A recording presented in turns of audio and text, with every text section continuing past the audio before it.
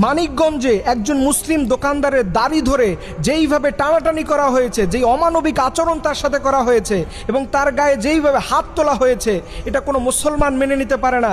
কারণ একজন মুসলমানের সবচাইতে সম্মানের জায়গা হচ্ছে দাড়ি, আর সেই দাড়ি ধরে একটা বিশেষ দলের নেতা তিনি আজকে টানাটানি করলেন। ও বাংলার মুসলমান, আপনারা আর কত সহ্য করবেন? এইটা নিয়ে কি আওয়াজ আপনারা তুলবেন না?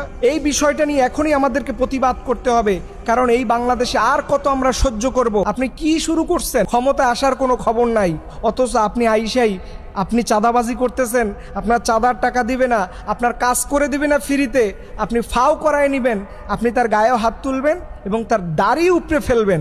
এত দুঃসাহস আপনারা দেখাবেন না। বাংলাদেশ আপনার বাবাদের কাছে বিক্রি করে দেওয়া হয় নাই। আমরা দেখেছি গত 16 বছরে কিভাবে মুসলিমরা নামাজ পড়ে বের হয়েছে, সেই মুসলমানদের দাড়ি টেনে উপড়ে ফেলেছে। এটাও ছিল এই বাংলাদেশের একটা রাজনৈতিক দলের কর্মীর আচরণ।